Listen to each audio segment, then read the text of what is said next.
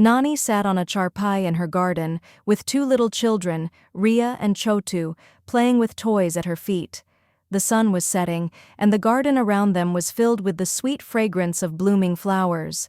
Ria looked up at Nani and asked, "Nani, what are you doing?" Nani smiled warmly and replied, "I'm thinking, Ria. Do you two want to hear a story about greed?" Chotu immediately jumped up, his eyes wide with excitement. "Yay, a story. Is it funny, Nani?" Nani chuckled softly and said, "Oh, it's funny, all right, but it has an important lesson too. Now listen closely, my dear ones. Once upon a time, in a small village, there was a man named Lala. Lala wasn't a bad person, but he was always looking for ways to get rich quickly.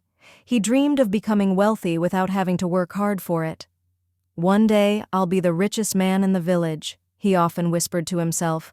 "I'll have a big house, a new cart, and endless sweets." But Lala hated hard work. The idea of waking up early or putting in effort never appealed to him. He wanted wealth to fall into his lap, like a gift from the sky. One evening, as Lala was walking through the forest, thinking about how he could get rich, he suddenly heard a tiny voice calling out, "Help me, please." Startled, Lala looked around nervously, thinking, "Who's there? A ghost? Oh no, I don't want to be eaten." But then he heard the voice again, softer this time, almost pleading. "Over here, behind the bush." Lala, with his heart racing, cautiously peered behind the bush. To his surprise, he found a golden feathered hen, looking injured and weak. Relieved, Lala sighed, "Oh, just a hen. Wait, are you talking?" The hen nodded and replied, "Yes. Please help me, kind man. I promise to reward you." Lala, though curious and a bit confused, decided to help the hen. He carefully carried her home, bandaged her injured leg, and gave her some water to drink. The hen, grateful for his kindness, looked at him with sparkling eyes and promised, "Tomorrow morning, I will lay a golden egg as your reward." The next morning, as the sun rose, Lala woke up to an extraordinary sight. True to her word, the hen had laid a shiny golden egg.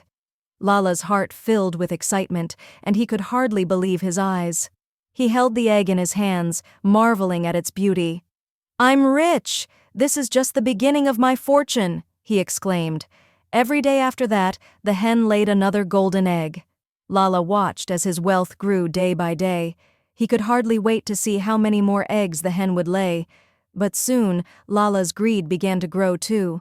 One night, as he sat counting his gold, his mind began to wander.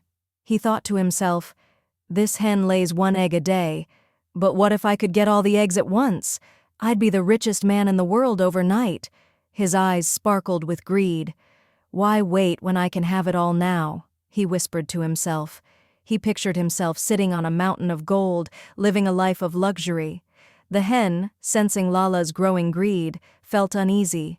She warned him, "Lala, greed is dangerous. Don't do anything foolish." But Lala laughed at her warning. "Foolish? Ha! I'll be a genius. You'll see. No more waiting. I'll be the wealthiest man ever." The next morning, with greed clouding his judgment, Lala took a knife and went to the hen's little house. His heart raced with excitement as he thought of all the golden eggs he would find inside. He believed that by opening the hen up, he would find a treasure trove of golden eggs waiting for him. But when he reached the hen and carefully opened her up, he found nothing, no golden eggs, and no hen. Panic immediately set in. He searched frantically, hoping to find something, anything, but the hen was gone.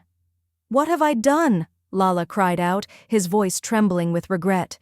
"My hen, my fortune, it's all gone. I was such a fool. Why didn't I listen?"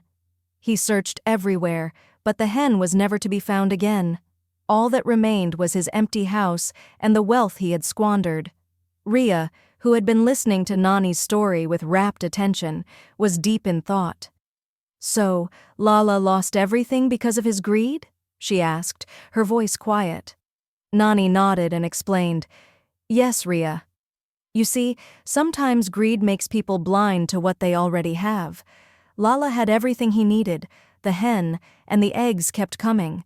but greed made him forget the value of patience and gratitude. He wanted more than what was enough. Chotu, who had been listening intently, nodded in agreement. "Greed is bad, right, Nani?" he asked, his face serious.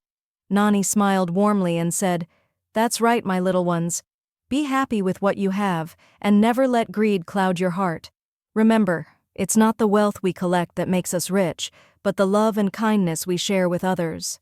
As Nani finished her story, "Now, who wants some ladoos?" Both Ria and Chotu cheered, their faces lighting up with excitement. "Me! Me!" they both exclaimed. Nani laughed as she went inside to fetch the ladoos, her heart filled with love for the little ones. And so, the lesson about greed came to an end, leaving the children wiser and happier, ready to enjoy the sweet treats Nani had promised.